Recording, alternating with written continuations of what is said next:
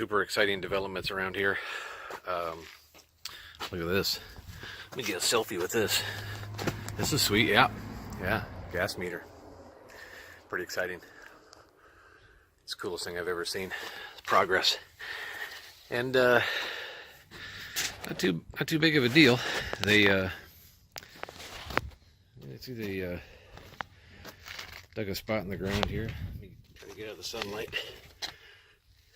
Anyway, they just dug into the driveway and went right up this hill here. Let me change the camera. One thing I did want to pontificate on a little bit is some of the unexpected costs that you incur when you do something like this.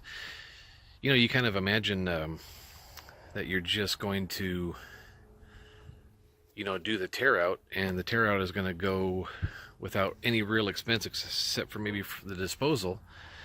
But a good example is the downstairs toilet. We have to leave at least one toilet so that when workers are here, they got somewhere to use the bathroom. And I've spent probably $40–50 on parts just to get that toilet working right. It's an older toilet, and the plumbing wasn't that great. I had to replace the valve inside, or whatever you call the flusher thingamajig. I don't know about these things if I haven't made that clear yet. I don't know what they're called. But so that that was some money, and then I had to buy little iron caps to go over all the plumbing, that's just to stop it up until the plumber does his thing.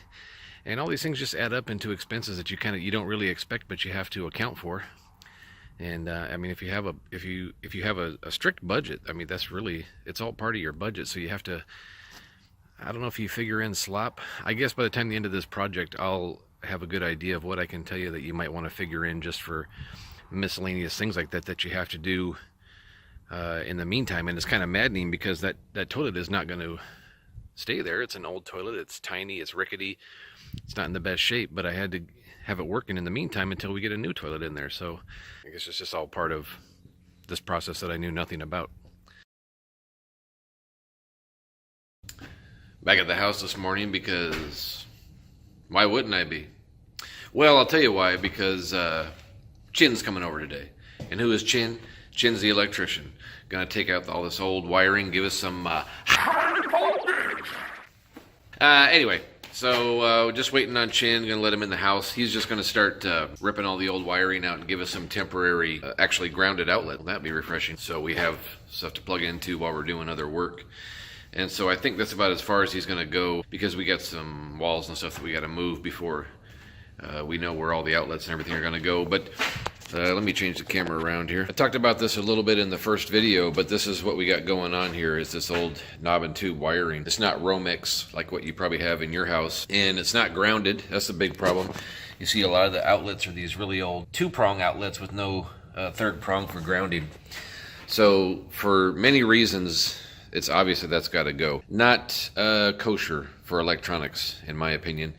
And Tammy, with her business, has computers and two heavy-duty printers, and I got my computer and gaming consoles and whatnot, and it's just not what you want in a modern house. I reckon if you weren't going to take all the walls down and you weren't as concerned about that, it's still viable. It's just not what I want to do. For me, as long as we've already got all the walls off, we might as well just take care of everything mechanical. So that's what's going to happen today. And the dumpster's getting taken away for the last time, as I said earlier. Excited about that.